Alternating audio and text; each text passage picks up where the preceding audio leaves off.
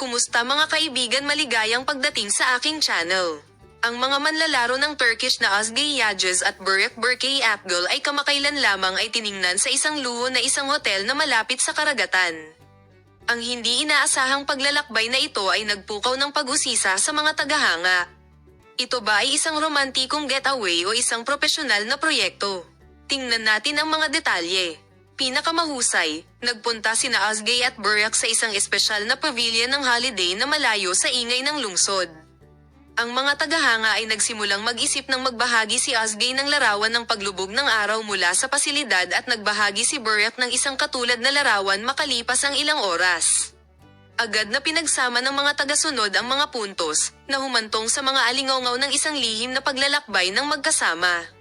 Iniisip ng ilan na ito ay isang romantikong holiday, habang ang iba ay iniisip na maaaring sila ay muling nagtatrabaho sa isang proyekto. Maaari ba silang mag-shoot para sa tungkol sa isang serye, o naghahanap sila ng mga matinding programa? Kapansin-pansin, ang mga alingaungaw ni Özge o Burak ay hindi opisyal na nabanggit. Gayunpaman, lumikha sila ng malaking kaguluhan sa mga tagahanga na inaasahan ang pag-update ng kanilang pagkakaroon sa parehong pasilidad. Malinaw man ito para sa negosyo o personal na mga kadahilanan, sina Özge Yağcı at Burak ay nakakaakit ng pansin ng lahat sa gitna ng holiday.